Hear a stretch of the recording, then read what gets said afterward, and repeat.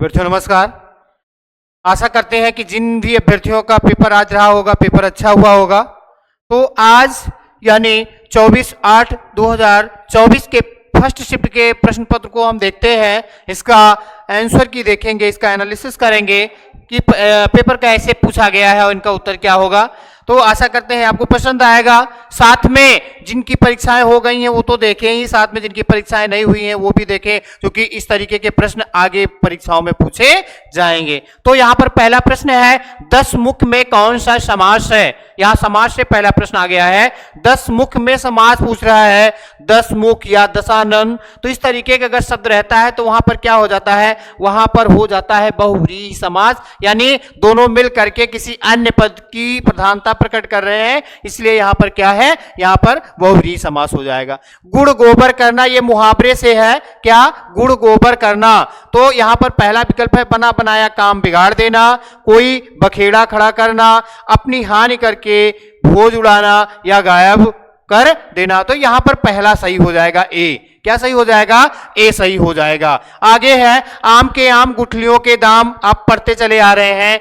तो यहां पर क्या हो जाएगा, नकली वस्तु देना, बिल्कुल नहीं। बहुत चतुर व्यापारी बनना, बिल्कुल नहीं। मनमानी करना, बिल्कुल नहीं। दोहरा लाभ, तो यहां पर डी सही हो जाएगा। 97 में क्या सही हो जाएगा, डी सही हो जाएगा। ये 98 देखते हैं, उत्थान, उत्थान का विलोम पतन हो जाएगा, पहला ही विकल्प सही है यहां पर। आगे, चलना फिरना दौड़ना कैसी क्रिया है, सहायक क्रिया, मुख्य क्रिया, सकर्मक क्रिया, अकर्मक क्रिया। तो ये क्या हो जाएगी, ये अकर्मक क्रिया है बच्चों। क्या है, अकर्मक क्रिया। 100 से 104 प्रश्न जो है वो विकल्प उसमें दिया गया है गद्यांश से। 100 से 104 तक कहां से दिया गया है, 100 से 104 तक जो दिया गया है वो गद्यांश से दिया गया। किससे दिया गया है, गद्यांश से। आइए हम आगे देखते हैं। यहां पर 100 नंबर जो पूछ रहा है, ये जो गद्यांश है ये आपने पढ़ा है, ईर्ष्या तू न गई मेरे मन से, जो रामधारी सिंह दिनकर की रचना है वहां से है, तो आप इसको पढ़े होंगे। आइए सीधा हम प्रश्नों को देखते हैं। यहां पर प्रश्न कह रहा है, पहला, अपव्यय का अर्थ क्या है। अपव्यय का अर्थ क्या है, कम खर्च, फिजूल खर्च, खर्च या अधिक खर्च। जो वास्तविक अर्थ है यहाँ पर अपव्यय का फिजूल खर्च होगा, और यहाँ पर अधिक खर्च भी हो सकता है, लेकिन ज्यादा सुटेबल क्या है, फिजूल खर्च। यहाँ पर दो विकल्प दे दिया गया है, तो यहाँ अपव्यय का क्या हो जाएगा, फिजूल खर्च। गद्यांश का उपयुक्त शीर्षक क्या होगा, निंदा नहीं होगा, अपव्यय नहीं होगा, ईर्ष्या हो सकता है, ईर्ष्या से लाभ यानी ईर्ष्या हो जाएगा। 101 में सी सही हो जाएगा। 102 में ईर्ष्या का काम है जलाना, नचाना, रुलाना, हंसाना। बिल्कुल, ईर्ष्या का काम है जलाना, यानी ईर्ष्या जिसके अंदर घर बना लेती है उसको ही जला देती है। आगे, गद्यांश में ईर्ष्यालु व्यक्तियों की प्रशंसा की गई है, उपासना की गई है, खिल्ली उड़ाई गई है, स्तुति की गई है, खिल्ली उड़ाई गई है। क्या की गई है, खिल्ली उड़ाई गई है। आगे अगला प्रश्न है, गद्यांश में प्रयुक्त ध्येय का अर्थ क्या है। ध्येय, ध्येय का अर्थ होता है लक्ष्य। क्या, लक्ष्य या उद्देश्य। तो यहां पर लक्ष्य दिया गया है, यानी 104 में सी सही हो जाएगा। करण कारक किस वाक्य में है, कारक का रिवीजन करवाया गया था, वहां से प्रश्न भी पूछा गया है। करण कारक, या प्रथमा कर्ता ने द्वितीय कर्म को तृतीय करण से या द्वारा। तो यहां पर वाक्य से जिसमें हो वह कलम से लिखता है, ठीक है। वह वृक्ष से यानी पत्ता गिरता है, अलग यानी अपादान है। ये राम की पुस्तक, तो यहां अपादान है। क्या है यहां पर, यहां तो अपादान हो गया है, और यहां क्या है, षष्ठी संबंध हो गया है। यहां पर क्या है, यहां पर संबंध हो गया है। वह कलम से लिखता है, राम को फल दो, यहां पर है नहीं, यानी यहां पर है। क्या है, करण यहां पर है, यानी यहां पर कौन सा विकल्प सही हो जाएगा, यहां पर 105 में ए सही हो जाएगा। ओटना और औटना का क्या अर्थ होता है। ओटना यानी अलग करना, ओटना का मतलब क्या होता है, अलग करना। तो यहां पर सोना और सुलाना, तरफ और लौटाना, तरफ और तथा।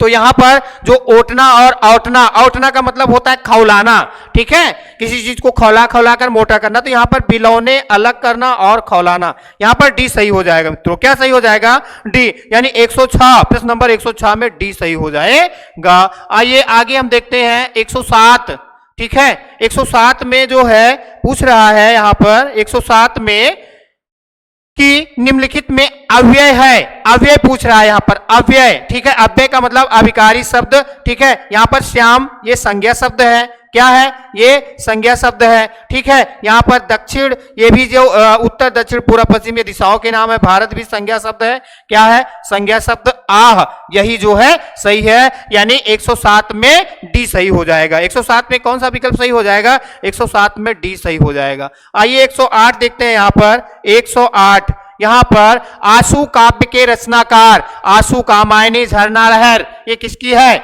आंसू का मायने झरना, ये किसकी हो जाएगी, ये जो है आंसू, क्या, आंसू का मायने झरना लहर, ये जयशंकर प्रसाद की है। मैथिली शरण गुप्त की साकेत और निराला की जो है अरे है श्वेतानंद पंत की भी नहीं है, तो ये यानी यहाँ पर 108 में आंसू जो है जयशंकर प्रसाद। पीतांबर में कौन सा समास है, अब देखिए यहाँ पर बहुब्रीहि भी दे दिया गया और कर्मधारय भी दे दिया गया है। तो आपको ये बताया गया था कि जब बहुब्रीहि और कर्मधारय रहे, दोनों रहेगा तो हम बहुब्रीहि को महत्व देंगे। पिता अगर बहुब्रीहि नहीं होता तो कर्मधारय हो जाता। ठीक है, आगे निम्नलिखित में से प्रश्नवाचक चिन्ह का निशान दिया गया है, तो चिन्ह कौन सा है, पूर्ण विराम नहीं है, प्रश्नवाचक यही है। ठीक है, यानी 110 में क्या सही हो जाएगा, 110 में बी सही हो जाएगा। उत्पत्ति के आधार पर, ये सारी चीजें आपको कई बार बताई गई थी। ठीक है, कि उत्पत्ति के आधार पर, कि ऊपर से भी प्रश्न पूछा जाता, तो यहाँ ऊपर से ही प्रश्न पूछ लिया है कि उत्पत्ति के आधार पर शब्द के 4 भेद किए गए हैं, इनमें से कौन सा भेद गलत है। तत्सम होता है, तद्भव होता है, देशज होता है और विदेशज होता है। यानी ये भी दिया गया तत्सम, ये भी दिया गया, ये भी दिया गया, ये भी दिया गया। ये यौगिक जो है यही नहीं, यानी यहाँ विकल्प डी सही हो जाएगा। रूढ़, यौगिक, योग, रूढ़, ये रचना या बनावट के आधार पर शब्द के भेद से है। आगे तुमड़ी के शब्द के लिए साहित्य अकादमी पुरस्कार किस रचनाकार को दिया गया, तो यहाँ पर दया प्रकाश सिन्हा, अमरकांत और बद्री नारायण, तो गोविंद मिश्रा, यहाँ पर बद्री नारायण चौधरी प्रेमघन जी को दिया गया है। निम्नलिखित में यहाँ पर 112 में सी सही हो जाएगा। 113, निम्नलिखित शब्दों में से एक का अर्थ स्त्री है, एक का अर्थ स्त्री, स्त्री किस मीन्स होता है, अंगार, ये आग के लिए है, अंजना, अंगना, अंगजा लिखा है। ठीक है, और आंगन लिखा है तो आंगन होता ही है, यानी यहाँ पर क्या 113 में ए सही हो जाएगा। अंगना मीन्स स्त्री होता है। ठीक है, इसको कराया गया था कहां पे, इसको कराया गया था समश्रुत भिन्नार्थक में। ठीक है, किसमें कराया गया था, समश्रुत भिन्नार्थक में कराया गया था। आइए अगला देखते हैं। निम्नलिखित में से वाक्य के शुद्ध रूप का चयन कीजिए। पिछले सोमवार को स्कूल बंद रहेगा नहीं, बंद था, होता। पिछले सोमवार को स्कूल बंद है नहीं, बंद था। पिछले सोमवार को स्कूल बंद था, बिल्कुल यही सही हो जाएगा। पिछले सोमवार को स्कूल बंद होना है, पिछले नहीं अगले होता तब ये सही हो जाता। ठीक है, यानी यहां पर 114 में बी विकल्प सही हो जाएगा। निम्नलिखित वाक्यों में से कौन सा वाक्य शुद्ध है, वाक्य का एक साथ में पूछ लिया गया है। भांडा फूटने पर उसकी गर्दन लज्जा से झुक गई, यहां पर नीचा शब्द दिया गया है। ठीक है, ये नहीं होगा। भाषा के मानकीकरण के लिए व्याकरण जरूरी है। चलो, राम का दर्शन, राम के दर्शन, दर्शन में बहुवचन इसलिए के हो जाएगा। ठीक है, आगे इस चिकित्सालय में सर्वोत्कृष्ट रोगों की चिकित्सा, तो यहां पर ये सर्वोत्कृष्ट गलत स्थान पर लिखा है। यहां रोगों की सर्वोत्कृष्ट चिकित्सा उपलब्ध है, उपलब्ध शब्द भी गलत लिखा है, यानी यहां पर क्या सही हो जाएगा, यहां पर जो है 115 में बी सही हो जाएगा। भाषा के मानकीकरण के लिए व्याकरण जरूरी है। वृक्ष से पत्ते गिरते हैं, ये आपको रिवीजन में भी बताया गया था, यानी पंचमी अपादान से अलग होने के अर्थ में। ठीक है, आगे मैं वहां होकर आया हूं, वाक्य में अव्यय शब्द कौन सा है। ठीक है, वहां हूं, मैं होकर, जहां तक वाक्य की बात कर रहा है तो यहां पर दे दिया जा रहा है वहां को। दिए गए वाक्यांश के लिए एक शब्द होगा जो कहा ना जा सके, जो कहा ना जा सके, तो क्या हो जाएगा, जो कहा जा सके कथ्य और जो ना कहा जा सके अकथ्य। जो कहा गया हो कथित और जो ना कहा गया हो अकथित। ठीक है, आगे यहां पर तो 118 में डी सही हो जाएगा। क्रिया विशेषण के प्रकार का है अगला प्रश्न, देखते हैं। यहां पर क्रिया विशेषण से पूछा गया है, कहां से पूछा गया है, अगला पूछा गया है क्रिया विशेषण से। तो आइए देखते हैं यहां क्या पूछ रहा है। यहां पूछ रहा है क्रिया विशेषण के प्रकार और उनके उदाहरण का निम्नलिखित में से कौन सा युग्म सही नहीं है। ठीक है, समय, समयवाचक आगे पीछे जो है ये स्थितिवाचक है, ये गलत हो जा रहा है यहाँ पर। निश्चय बोधक यानी बेशक, ये सही है। उसके बाद परिमाण बोधक सर्वत्र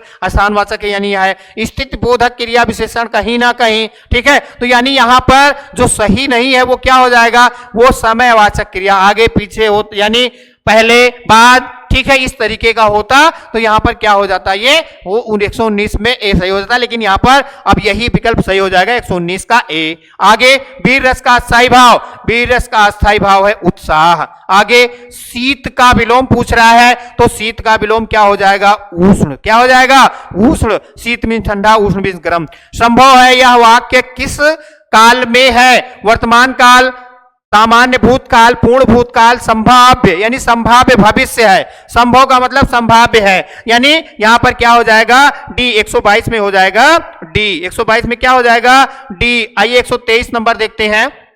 123 इसमें पूछ रहा है कि निम्नलिखित में एक विशेषण शब्द है। यहां पर विशेषण शब्द पूछ रहा है बच्चों, क्या पूछ रहा है, विशेषण शब्द। क्या विशेषण शब्द पूछ रहा है, निम्नलिखित में एक विशेषण शब्द है। महत्व नहीं, ये जो है भाववाचक है, महत है, लागो, लघुता यानी तीनों भाववाचक है, महत जो है यही विशेषण है, यानी 123 में भी सही हो जाएगा। दैनंदिनी जो डायरी होती है उसका ये अर्थ है दस्तूर, सरी, नियति होगा नहीं, सर नदी का है तो यहां पर दैनंदी का दैनिकी हो जाएगा। आगे यहां पर सुहाग के नूपुर, क्या है, सुहाग के नूपुर के रचयिता मोहन राकेश, प्रेमचंद निराला और अमृतलाल नागर जी हैं। इसके रचयिता कौन है, अमृतलाल नागर। श्रुति सम शब्द युग्म की भिन्न अर्थ वाली सही जोड़ी को पहचानिए।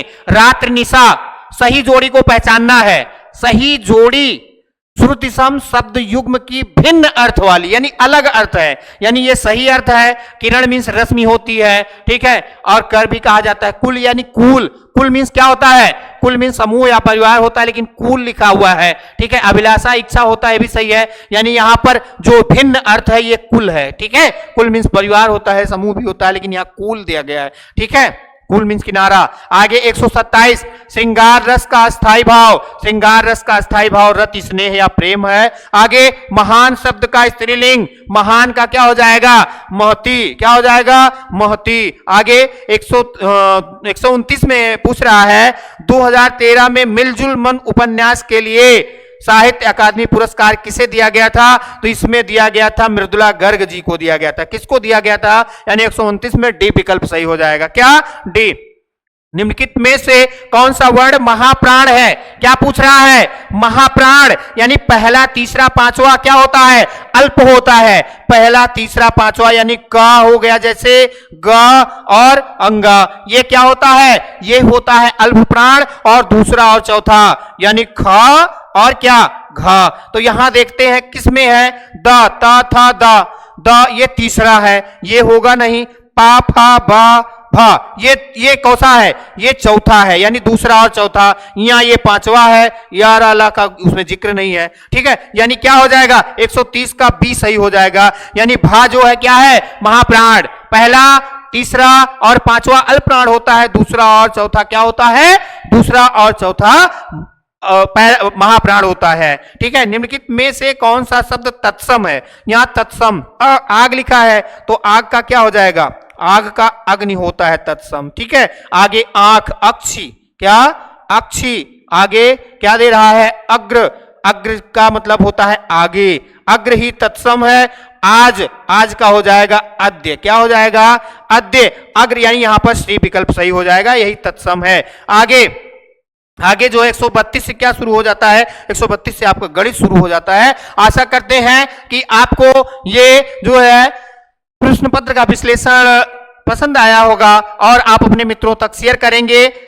जो भी नए हैं कृपया चैनल को सब्सक्राइब कर लें, लाइक और कमेंट कर लें। इस चैनल के माध्यम से जो भी प्रैक्टिस सेट करवाए गए थे उसमें से लगभग 95-96% प्रश्न जो है प्रश्न पत्र में मिल रहे हैं। तो आप जो भी हैं परीक्षा में शामिल वो तो देखें ही, साथ में जिनके सहयोगी और जिनके रिलेटिव, जिनके रिश्तेदार भी इस परीक्षा में भाग ले रहे हैं तो उन तक इसको अवश्य शेयर करिए ताकि वो भी लाभान्वित हो जाएं। आज के लिए बस इतना ही मित्रों, धन्यवाद।